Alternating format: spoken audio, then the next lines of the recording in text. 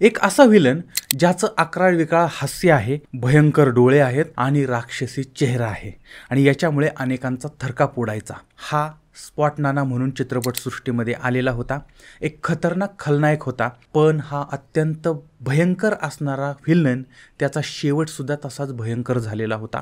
अत्यंत तडफडून या अभिनेत्याचा मृत्यू झाला होता. म्हणजे मृत्यूची भीक मागायला लागली इतक्या पद्धतीने तो तडफत होता आणि मरताना केवळ हाडांचा सापळा शिल्लक राहिला होता. म्हणजे कोणी ओळखूही शकणार नव्हता की हा तो अभिनेता होता. तर ही कहाणी आहे पत्रकारिता करता करता प्रसिद्ध खलनायक बनलेल्या रामी रेड्डी या महान कलाकाराची.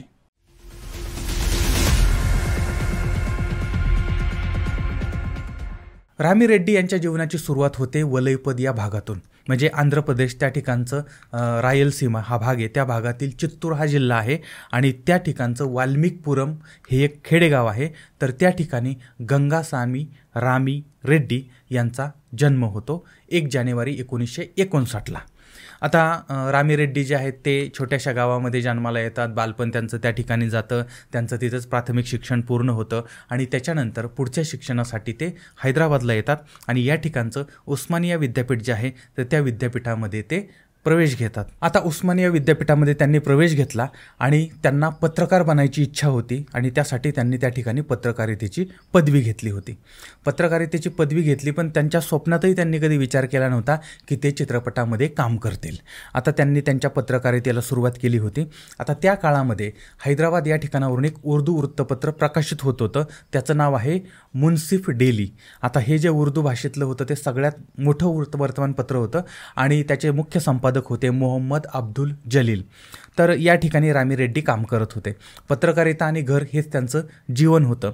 दिवसभर काम करायचे आणि संध्याकाळी ते घरी जायचे, अशा पद्धतीनं त्यांचं रुटीन चालू होतं. आता याच काळामध्ये त्यांना एक बीट देण्यात आलं होतं. आता बीट म्हणजे वर्तमानपत्रामध्ये अनेक बीट असतात, अनेक विभाग असतात. म्हणजे एखाद्या पत्रकाराला सांगितलं जातं की तू महानगरपालिकेमध्ये जा आणि महानगरपालिकेच्या सगळ्या बातम्या तू करायच्या, त्याला म्हणायचं महानगरपालिकेचं बीट. त्याच्यानंतर कोणाला जिल्हा परिषदेचं दिलं जातं, कोणाला क्राईमचं दिलं जातं. आता मी क्राईमचं करत होतो बीट पत्रकारिता करत असताना. त्यानंतर कोणाला चित्रपटांचं दिलं जातं, कोणाला सामाजिक दिलं जातं, कोणाला खेळांचं दिलं जातं. काही पत्रकार आहेत ते फक्त खेळांची माहिती देतात. त्यानंतर काही पंचायत समिती, त्यानंतर राजकारण किंवा अशा पद्धतीनं वेगवेगळे बीट आणि काही तात्कालिक बीट असतात. म्हणजे आता पुण्यामधलं पोर्श कारचं प्रकरण झालं, त्यानंतर संतोष देशमुख हत्याकांड झालेलं, सुशांत सिंगचं प्रकरण झालेलं. तर अशा पद्धतीचे काही ना काहीतरी विषय दर आठवड्याला काही समोर येत राहतात आणि ते आल्यानंतर मग पत्रकारांना त्या बीट दिलं जातं, टार्गेट दिलं जातं. आणि ज्या पद्धतीने कंपनीमध्ये लोकांना टार्गेट दिलं जातं की बाबा तुम्ही एवढी लोकं जमा करा, एवढे क्लायंट जमा करा, अशा पद्धतीने करा, त्याच पद्धतीने पत्रकारांना टार्गेट दिलेलं जातं की बाबा तुम्ही एवढ्या बातम्या द्यायच्या, अशा पद्धतीच्या बातम्या द्यायच्या, TRP जास्त असणाऱ्या बातम्या द्यायच्या, त्याच्यानंतर जास्तीत जास्त म्हणजे त्याच्यात मसाला कसा असेल अशा पद्धतीच्या बातम्या द्यायच्या. प्रत्येक पत्रकारावरती त्या वर्तमानपत्राचा, त्या मीडियाचा दबाव असतो, आम्हाला असं मिळालं पाहिजे. म्हणजे त्यांना ते बीट दिलं जातं आणि त्या बीटच्या माहित्या. तर बीट म्हणजे काय तुमच्या लक्षात आलं असेल. आता रामी रेड्डी यांना चित्रपटाचं बीट मिळालेलं होतं आणि त्यांना टार्गेट दिलेलं होतं चित्रपटसृष्टीतील लोकांच्या मुलाखती. आता त्या भागामध्ये तेलुगू भाषा होती, त्यामुळे तेलुगूमधले नामांकित निर्माते, दिग्दर्शक यांचे, कलाकार यांचे ते मुलाखती घ्यायला त्यांनी सुरुवात केली. रामी रेड्डी यांनी सुरुवात केली होती आणि अशाच वेळेस त्यांना एक मुलाखत घ्यायची होती. त्यांचं नाव होतं कोडी रामकृष्ण.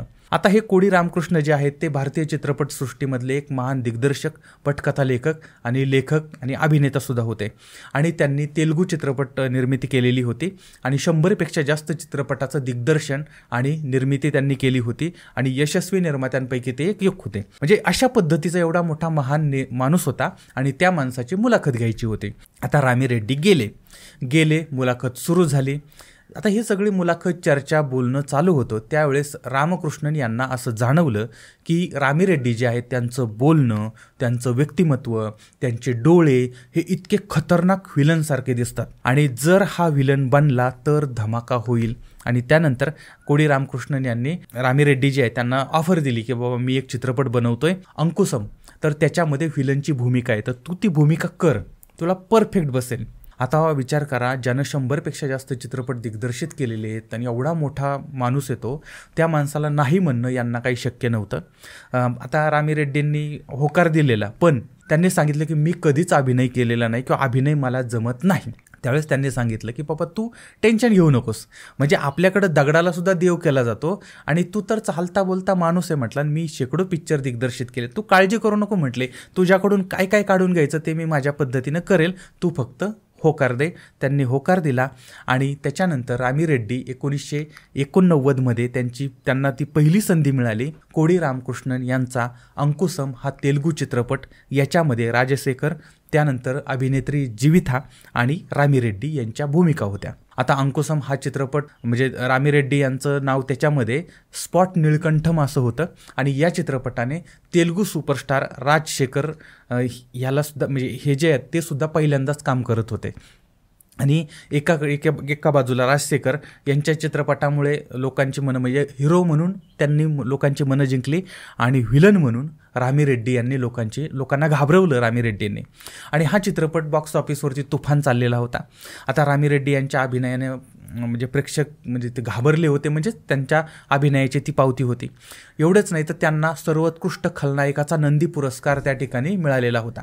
आणि तो चित्रपट सगळीकडे त्याचा गाजावाजा झाला, इतका गाजावाजा झाला की हा चित्रपट हिंदीमध्ये, तमिळमध्ये आणि कन्नडमध्ये बनलेला होता. म्हणजे अशा पद्धतीनं आता या सगळ्यामध्ये समजा हिंदीमध्ये नायक वेगळा, तमिळमध्ये वेगळा, कन्नडमध्ये वेगळा, नायक बदलले, खलनायक मात्र एकच होते, रामी रेड्डी. म्हणजे विचार करा की त्यांची जी भूमिका आहे ती भूमिका किती दमदार झालेली असेल, ती भूमिका किती खतरनाक झालेली असेल. अंकुशम चित्रपटाचा हिंदी रिमेक होता प्रतिबंध, आणि प्रतिबंध हा 1990मध्ये हिंदीमध्ये आलेला होता.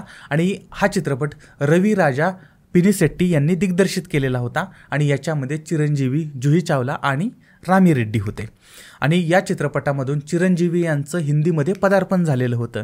म्हणजे रामी रेड्डींचं आणि चिरंजीवींचं एकाच वेळी हिंदी चित्रपटसृष्टीमध्ये पदार्पण झालं होतं.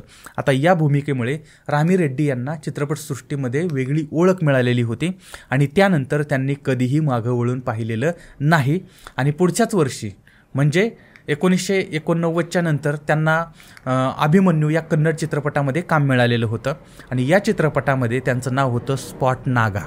उत्कृष्ट अभिनय, उत्कृष्ट संवाद फेक आणि त्याच्यामुळे ते लोकांना जास्तच भावत होते आणि त्यामुळे त्यांना चित्रपटांच्या ऑफर यायला लागलेल्या होत्या. आणि त्यांनी मग रामोदू कुदू राक्षसुदू या तेलुगू चित्रपटामध्ये, अभिमन्यू या मल्याळम चित्रपटामध्ये, परमाशिवडू, नाडू अथाडू नाडू, क्षणक्षणम अशा पद्धतीच्या चित्रपटात म्हणजे तेलुगू, मल्याळम, कन्नड चित्रपटात काम करायला सुरुवात केलेली होती. आणि 1993मध्ये त्यांना हिंदी चित्रपटात दुसरी संधी मिळालेली होती. तो चित्रपट होता भरत रंगाचार्य यांनी दिग्दर्शित केलेला वक्त हमारा है. आता या चित्रपटामध्ये अक्षय कुमार, सुनील शेट्टी हे दोघं पहिल्यांदा एकत्र आलेले होते आणि या चित्रपटात रामी रेड्डी यांनी कर्नल चिकाराची भूमिका केलेली होती. म्हणजे 1980 आणि 1990च्या दशकामध्ये अनेक सिनेमांमध्ये मग रामी रेड्डी यांनी काम केलेलं होतं आणि त्या दशकामधले ते एक टॉप 10 मधले खलनायक बनलेले होते. त्यांनी एलान, दिलवाले, खुद्दार, आंदोलन, हकीकत, त्यानंतर वीर, अंगारा, कालिया, त्यानंतर लोहा, हत्यारा, गुंडा, शेरा, जानवर, सौतेला, क्रोध म्हणजे अशा पद्धतीच्या चित्रपटामध्ये काम केलेलं होतं आणि खलनायकाच्या म्हणजे अशा भयंकर भूमिका त्यांनी केलेल्या होत्या. आता रामी रेड्डी यांचं व्यक्तिमत्व असं होतं की ते भूमिका करत नव्हते तर ते भूमिका जगत होते. आता वक्त हमारा आहे याच्यामधला कर्नल चिकारा, त्यानंतर रंका, गुना, वेलू, टकला अशा पद्धतीची त्यांची जी नाव होते, स्पॉट नाना वगैरे, त्या सगळ्यांनी असं म्हणजे प्रचंड घाबरून सोडलेलं होतं प्रेक्षकांना आणि आपल्या या अभिनेत्यानं त्या अभिनयामध्ये प्राण ओतलेले होते. त्यांनी हिंदीमध्ये काम केलं, तमिळमध्ये, तेलुगूमध्ये, भोजपुरीमध्ये, मल्याळममध्ये अशा विविध भाषेमध्ये त्यांनी काम केलेलं होतं. आणि त्यांनी अभिनयच केला असं नाही तर त्यांनी दिग्दर्शन पण केलं होतं आणि निर्मिती म्हणून सुद्धा म्हणजे निर्माता म्हणून सुद्धा ते पुढे आलेले होते. साधारणपणे त्यांनी 250-300च्या आसपास चित्रपटामध्ये काम केलं होतं आणि त्यांनी काम केलेले बहुतेक चित्रपट यशस्वी झालेले होते. 2010पर्यंत रामी रेड्डी हे चित्रपटामध्ये सक्रिय होते आणि त्यांचा शेवटचा चित्रपट होता अनगा नागा ओक्का अरण्यम असं त्या चित्रपटाचं नाव होतं आणि तो 2010मध्ये प्रदर्शित झालेला. आता मी तुम्हाला काही नावं बाहेरच्या म्हणजे तमिळ, तेलुगूमधली, मल्याळममधली सांगितली तर त्याचं उच्चार वगैरे थोडासा चुकू शकतो बरं का, कारण ती भाषा थोडीशी आपल्याला नवीनच आहे. तर त्याच्यानंतर म्हणजे 2010पर्यंत त्यांनी काम केलं आणि त्यानंतर ते दिसले नाहीत. आता एखाद्याचं नशीब बघा बरं का, म्हणजे किती दुर्भाग्य किंवा किती दुर्दैव असतं की हा कलाकार जो आहे तो योगायोगानं चित्रपटसृष्टीमध्ये आला, त्याच्यानंतर स्वतःच्या कर्तृत्वाने, स्वतःच्या देहबोलीनं, स्वतःच्या नजरेनं ते त्या यशाच्या शिखरापर्यंत पोहोचले होते. पण याच काळामध्ये त्यांना यकृताचा आजार जडला आणि त्या आजारामुळे मग असं झालं की त्यांना खाल्लेलं जे होतं ते सुद्धा नीट पचत नव्हतं आणि त्यांचं वजन कमी होत गेलं. त्यानंतर मग ते असे लुकडे सुकडे दिसायला लागले, अशक्त झाले, कमकुवत झाले, चित्रपटापासून दूर. आता मग तुम्ही विचार करा, रामी रेड्डी यांचा चेहरा, रामी रेड्डी यांचं ते देहयष्टी, त्यांचं ते बोलणं आणि त्यानंतर ते असे लुकडे सुकडे झाले होते. त्याच्यामुळे त्यांना नंतर चित्रपटसृष्टीमध्ये काम मिळालं नाही. म्हणजे एका बाजूला काम न मिळाल्याचं दुःख होतं आणि दुसऱ्या बाजूला स्वतःचं शरीर त्यांना साथ देत नव्हतं. आणि अशा पद्धतीनं आता ते नंतर मग कोणी त्यांना त्या चित्रपटात घेतलं पण नाही. लोक म्हणजे ते दिसल्यानंतर लोक घाबरायचे आणि त्यानंतर मात्र समोर जर आले तर कधी ओळखूही शकत नाही, अशा पद्धतीनं त्यांचं ते देहयष्टी झालेली होती. ते इतके आजारी पडले होते की एकदा असं झालं होतं की ते एका कार्यक्रमाला गेले होते. कार्यक्रमाला गेले तर त्या ठिकाणीचे फिरत होते पण त्यांना कोणी ओळखलं नाही, कारण अत्यंत लुकडा सुकडा अशा पद्धतीचा माणूस आणि कोण आहे काय कोणीच ओळखलं नव्हतं. त्यांना स्वतः सांगायला लागलं होतं की मी असं असं ह्या चित्रपटात काम केलेलं होतं. म्हणजे आपण कुठलं तरी काम केलंय हे ज्यावेळेस आपल्या उतार वयामध्ये त्या माणसाला उतार वया म्हणजे इतक्या वर्ष 200-250 चित्रपटात काम करून सुद्धा, चित्रपटात भूमिका करून सुद्धा ज्यावेळेस त्यांना सांगायला लागलं की मीच तो आहे, विचार करा त्या माणसाच्या मनाला किती त्रास झाला असेल की आपल्याला आजारपणामुळे काहीच करता येत नाही आणि तो माणूस हा खंगत चाललेला होता. म्हणजे तनानं खंगत होता हे तर आहेच, पण मनानं सुद्धा ते खंगत होते. यकृताच्या आजाराशी त्यांची झुंज चालली होती. अत्यंत बिकट परिस्थिती होती. जगावं की मरावं अशा पद्धतीची ती स्थिती होती. आणि दुर्भाग्य बघा, म्हणजे ह्याच्यात कमी की काय, त्यांना कर्करोग झाला, कॅन्सर झाला आणि आता मात्र ते जगू शकणार नाहीत, वाचू शकणार नाहीत हे त्यांना सुद्धा माहीत होतं. त्यांच्यावरती उपचार चाललेले होते आणि इतका त्रास होत होता, इतकं दुःख होतं, इतक्या वेदना होत होत्या, शरीराची आगाग होत होती आणि म्हणजे पूर्ण वेळ ते घरी होते, काम नाही आहे, कोणी भेटायला येत नव्हतं. म्हणजे जे काही पाहुणेरावळे असतील तेच, पण बाकी चित्रपटाचं जे स्टारडम होतं ते सगळं गेलेलं होतं. आणि आता म्हणजे इतका त्रास की अक्षरशः त्याच्यापेक्षा मृत्यू बरा इथपर्यंतचे ते पोहोचले होते. फक्त सांगाडा शिल्लक राहिलेला होता. यकृत, मूत्रपिंडाचा आजार आणि त्याच्यामध्ये झालेला कॅन्सर आणि ह्याच्यामुळे म्हणजे 2010 पासून ते चित्रपटसृष्टीपासून बाजूला गेले. ते जवळजवळ 10 वर्ष त्यांची ही वाईट अवस्था होती. स्वतःला ते मरण मागत होते की ह्याच्यातनं मला सुटका पाहिजे. आणि शेवटी त्यांचा मृत्यू म्हणजे ते 52 वर्षाचे होते आणि त्यावेळेस त्यांचा मृत्यू झाला होता. म्हणजे 10 वर्ष त्यांची ही तडफड चाललेली होती.